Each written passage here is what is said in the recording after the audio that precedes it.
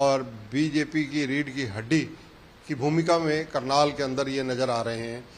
कल से हम इन्हें ऑब्जर्व कर रहे हैं, जिस तरह से व्यवस्था, चाहे वो पूर्व मुख्यमंत्री की हो, मुख्यमंत्री की हो, हर चीज़ का संचालन पूरी तरह से विधिवत रूप से इनके द्वारा किया जा रहा है। इनसे कई मुद्दों पर चर्चा करेंगे। आनंद जी, स्वागत है पंजाब केसरी में। नमस्कार, धन्यवाद आपको भी और आपके चैनल के सभी दर्शकों को भी मेरा नमस्कार। जिस प्रकार से जब ये सामने आया कि मनोहर लाल जी मुख्यमंत्री के पद से त्यागपत्र देकर करनाल से लोकसभा के चुनाव लड़ेंगे, उस दिन से क्या महसूस होना शुरू हो गया था कि अब सिरदर्द बढ़ने वाला है?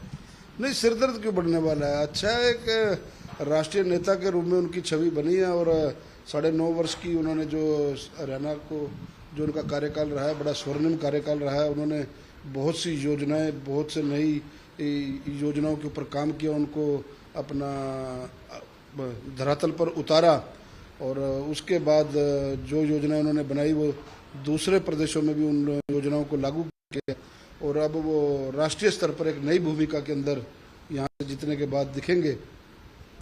तो जिस प्रकार से उनका पिछला कार्यकाल रहा और जिस पर ढंग से उन्होंने काम किया, मुझे लगता है कि काफ़ी बड़ी जीत की ओर हम अग्रसर हैं।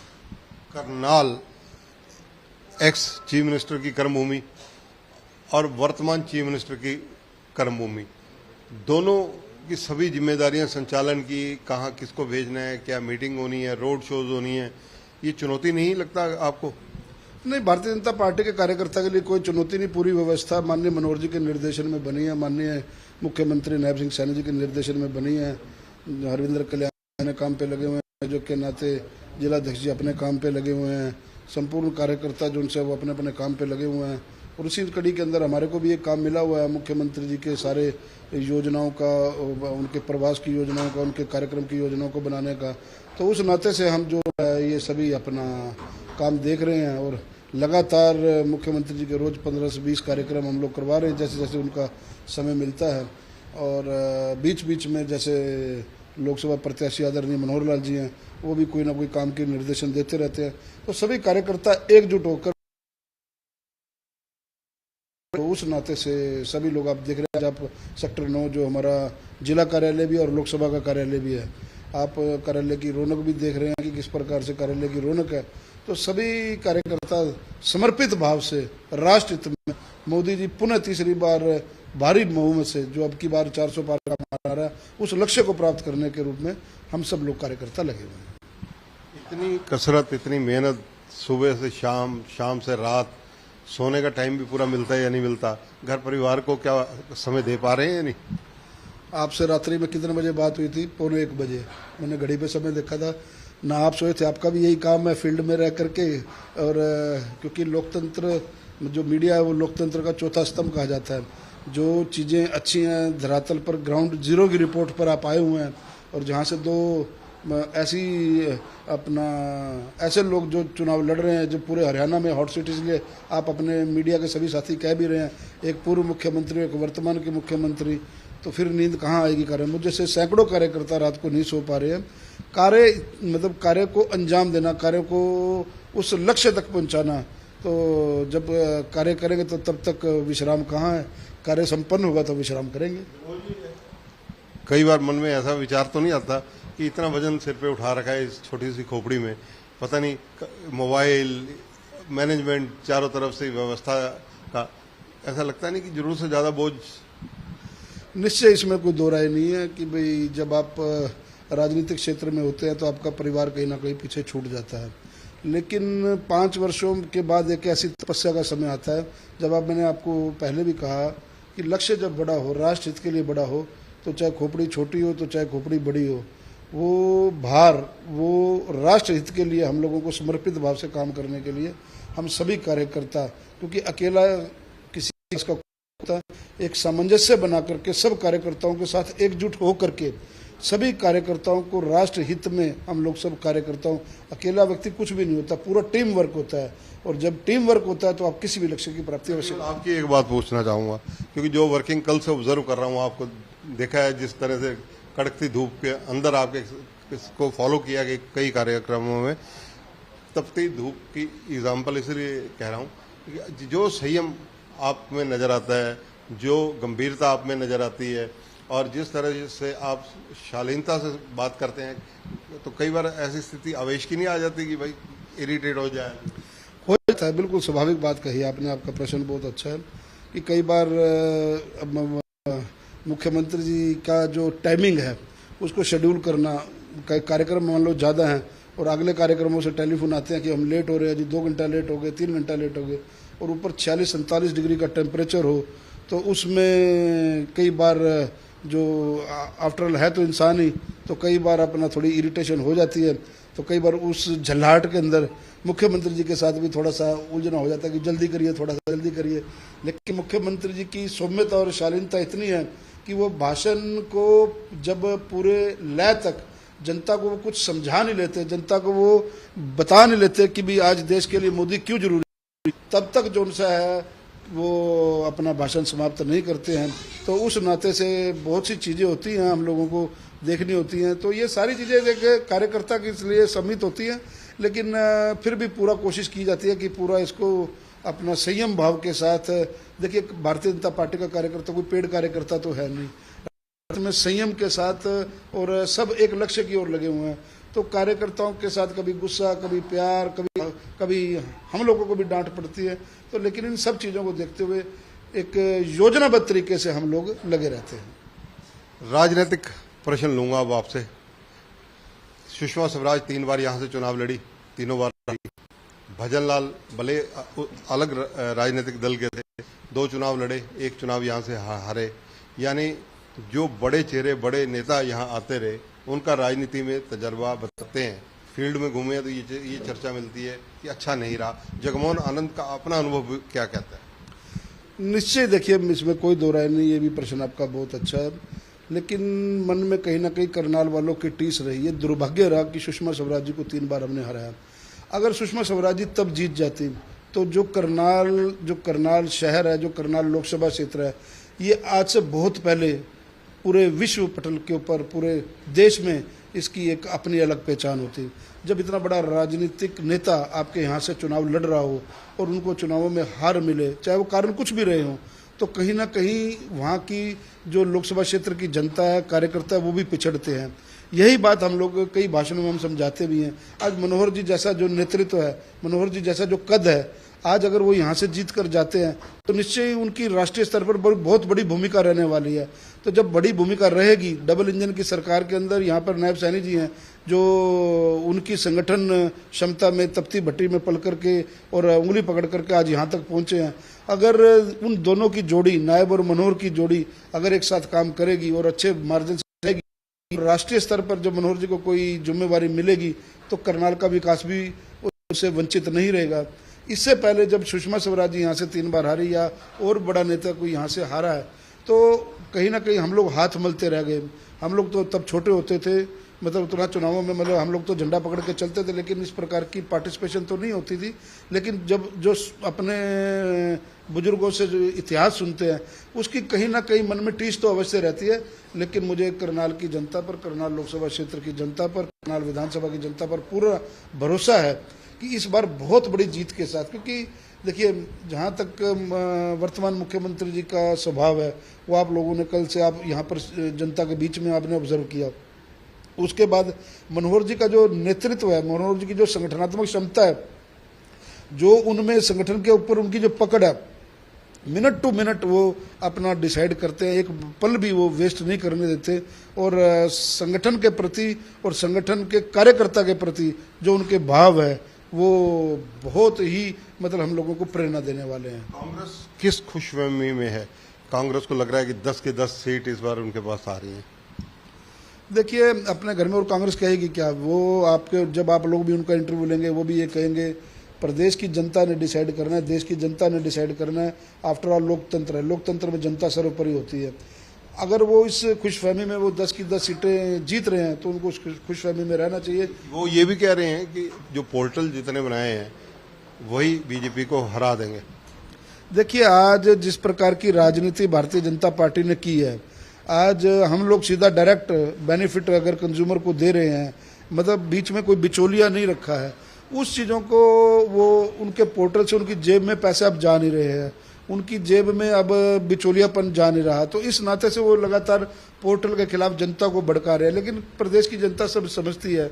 और जहां तक कांग्रेस का नेतृत्व का सवाल है, ये देश की जनता को, प्रदेश की जनता को डिसाइड करना है कि चोर लुटेरों को और एक कास्ट बेस्ड फैक्टर को आगे हमेशा से जिन लोगों ने, हम लोग बात करते हैं छत्तीस बिरादरी की, मनोहर लाल जी ने कभी भी अपने शब्द, अपने नाम के आगे सेक्टर में भी, आप तो सेक्टर कवर करते रहे हैं पिछले 30 वर्षों से आप इस लाइन में हैं, देखिए उन्होंने कहीं भी अपना कास्ट का जिक्र तक नहीं किया। उन्होंने खाली अपना नाम जो उनकी पट्टी का थी उसके ऊपर मनोहर लाल लिखा।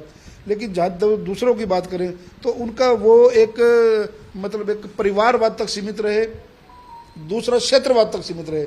उन्होंने सिर्फ खाली क्षेत्रवाद तक ही विकास करवाया, रोहतक से वो बाहर निकल ही नहीं पाए। और जबकि मनोहर लाल जी ने 90 की 90 विधानसभा में समान विकास कार्य करवाया। तो इस प्रकार के भ्रम से हमको निकलना होगा। एक सवाल और लूंगा, इसी से जुड़ा हुआ है। जातीय ध्रुवीकरण, जातीय समीकरण बहुत अहम होते हैं। लोकसभा हो, विधानसभा हो, सब जगह गणित होता है, जिला परिषदों में भी होता है, एमसी के इलेक्शनों में भी होता है। उस स्थिति को जो लोग कैश करना चाहते हैं कि एक कम्युनिटी दूसरी कम्युनिटी, ऐसे लोगों के लिए क्या कहेंगे? ये दुर्भाग्यपूर्ण है, के हक में नहीं। जब तक आपके पास 36 बिरादरी का साथ नहीं होगा, आप कोई भी चुनाव नहीं जीत सकते। 36 बिरादरी को आपको साथ लेकर के चलना होगा, और यही मनोहर लाल जी की विशेषता है। हमेशा से उन्होंने 36 बिरादरी को में लिया है। विपक्ष के दल हमेशा एक विशेष समुदाय की राजनीति करते रहे, हमें उससे बचना चाहिए। जब हम एक राष्ट्र में रहते हैं, भारत हमारा देश है, भारतीयता हमारी नागरिकता है, और उस नागरिकता के साथ उस अपना देश के अंदर जब हम लोग काम करते हैं तो हमें भारत के हित को सर्वोपरि मानना चाहिए। राष्ट्र रहेगा तो हम लोग रहेंगे। जब हरियाणा एक, हरियाणवी एक की बात मुख्यमंत्री अपना मनोहर लाल जी जब मुख्यमंत्री थे तो उन्होंने एक नारा दिया था, हरियाणा एक, हरियाणवी एक, सबका साथ सबका विकास। तो उस परिपाटी पर चलते हुए हम लोगों को ये सीखना होगा, हम लोगों को समझना होगा कि जब तक हम सभी हरियाणा का वसुदेव कुटुंब जो पूरा अपना विश्व है, पूरा राष्ट्र है, वो हमारा परिवार नहीं है, तो उसके ऊपर हम अगर नहीं चलेंगे तो ये आपस में जाति बिरादरी जो अंग्रेजों की अपना फूट डालो राज करने की नीति रही है, उस पे उसी मकड़ जाल में हम लोग बुन के रहेंगे। कम से कम भारतीय जनता पार्टी का कोई भी नेता मेरी नज़र में ऐसा नहीं है कि वो जातिवाद की या परिवारवाद की राजनीति करता हो। हम लोग सब एक हैं। देखिए चुनाव 5 वर्ष में महीने 2 महीने के लिए होते हैं, रहना हमने उसी समाज में, उसी भाईचारे में रहना है। तो अगर वो भाईचारा कायम रहेगा, हमारा समाज कायम रहेगा, तो हम सब लोग कामयाब रहेंगे। मेरा तो ये मानना है। 10 में से कितनी सीटें लोकसभा बीजेपी को आप देते हैं? 10 में से 10। हमने कभी 10 में से 10 मैंने तो जब भी पढ़ाई की तो 10 में से 10, और आज जब तक राजनीति करी तो 10 में से 10, और 4 जून को फिर 10 में से 10। गोल्ड मेडल 10 में से 10 क्या, 10 में से 10 में से 11।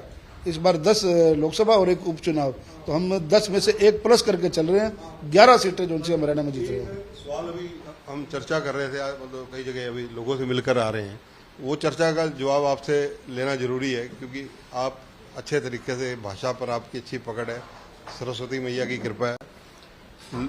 बीजेपी नायब सिंह सैनी जी सीएम या एक्स सीएम कह रहे हैं कि डबल इंजन की सरकार, लोग कह रहे हैं 2.5 इंजन की सरकार। वो कहते हैं जी 1 इंजन तो फेल हो गया था, इसलिए बीच में दूसरा इंजन लगाना पड़ा। तो इस व्यवस्था जो इनकी ये प्रचार हो रहा है, इसको कैसे रोकेंगे? भूपेंद्र सिंह हुड्डा जी में दम है कि अपने बेटे को वहां टिकट ना देते और किसी कार्यकर्ता को टिकट देते रोहतक में? मुझे बताइए, क्या कांग्रेस का कोई वहां पर कार्यकर्ता नहीं बचा था अपना दीपेंद्र के अलावा? परिवारवाद की वो लोग राजनीति अगर इस प्रकार की करते हैं, भारतीय जनता पार्टी ने कभी परिवारवाद की राजनीति करी, और उसका नतीजा है कि आज नायब सैनी जैसा एक कार्यकर्ता प्रदेश का मुख्यमंत्री है। जब परिवार के अंदर, मैंने आपको बताया कि आज लोग परिवार से बाहर नहीं निकले और अपनी कोई चीज़ कोई किसी को दे करके अपना मतलब कि भाई बड़ी तकलीफ होती है, और मुख्यमंत्री जी ने 3 दिन के अंदर मुख्यमंत्री आवास खाली करके और अपने कार्यकर्ताओं को हवन करा करके उस कुर्सी पर आसीन किया है, जिससे पूरे ओबीसी समाज के अंदर एक मैसेज गया, पूरे देश में एक मैसेज गया। और आपने देखा होगा, मतलब मैं आपके कैमरे के सामने मेरे को कहने का नहीं, भारतीय जनता पार्टी के भी कुछ नेता ऐसे रहे जिनसे मतलब उनको मुख्यमंत्री नहीं बनाया गया तो वो भी 10-15 दिन, महीना एक, वो भी कोप भवन में रहे या मलाल में रहे, लेकिन मनोहर लाल जी के बारे में ऐसे नहीं। जिस दिन से उन्होंने त्याग पत्र दिया, उन्होंने हमारे को करनाल के सभी अपना लोगों को बुलाया, क्योंकि यहाँ से वो विधायक थे। उन्होंने बताया, हम लोगों की आंखों में आंसू थे, क्योंकि आदमी की कदर उसके जाने के बाद ही पड़ती है। हम लोग ये पढ़ते रहे, तो मेरी आंखों में आंसू थे, तो मेरे को बुलाया। उन्होंने कहने लगा कि भाई ये क्यों, मतलब इस तरह से क्यों अपना मन छोटा करे, अब मेरी उम्र हो गई है और अब मुझे एक नई जिम्मेवारी के साथ राष्ट्र की सेवा करने के लिए दिल्ली जाना पड़ेगा, तो आप अपना, मतलब उनका कंट्रोल, इतना उनका त्याग की भावना, मुझे नहीं लगता कि मैंने अपने जीवन में एक ऐसा व्यक्तित्व।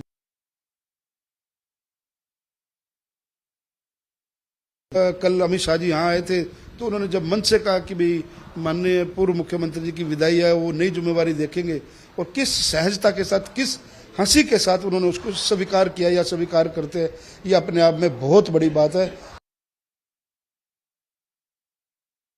का उनका व्यक्तित्व है, ये बहुत बड़ी बात है।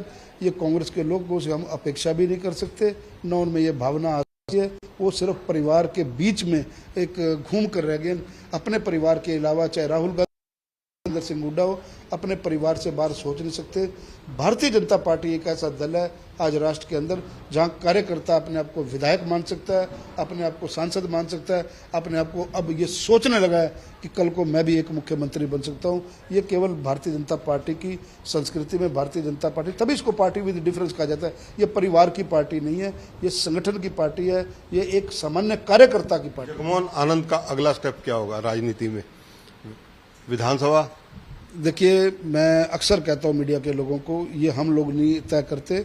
हमारे प्रति हमारी संगठन की चार, ये छोड़ दीजिए, सिर्फ इतना कि कुछ अपनी इच्छा तो होती है। इच्छा तो देखिए, अब राजनीति में कोई बाबा बनने के लिए तो आता नहीं है। राजनीति के अंदर आदमी को काम करना है, और राजनीति की व्यक्तिगत आकांक्षाएं, अपेक्षाएं बहुत होती है, लेकिन संगठन हमारे लिए जो तय करेगा, हम उस निर्णय को स्वीकार करते हैं। बहुत खूब, धन्यवाद जगमोहन आनंद जी। देखिए, राजनीतिक व्यक्ति ऐसा नहीं है कि उसकी इच्छाएं नहीं होती, खूब इच्छाएं होती हैं। जगमोहन आनंद जी स्पष्टवादी हैं, संयम रखते हैं, सरल भाषा में जवाब देते हैं, जो दिल में है। आज पंजाब केसरी की टीम ने इनके दिल की बात निकलवाने की कोशिश की कि अगर पार्टी नेतृत्व तय करेगा तो निसंदेह यह 2024 के विधानसभा चुनावों में कहीं ना कहीं से चुनाव लड़ते नजर आ सकते हैं। इसके अलावा लोकसभा का जहां तक जिक्र है, 10 की 10 सीटें बीजेपी जीतने जा रही है, ये इनका दावा है।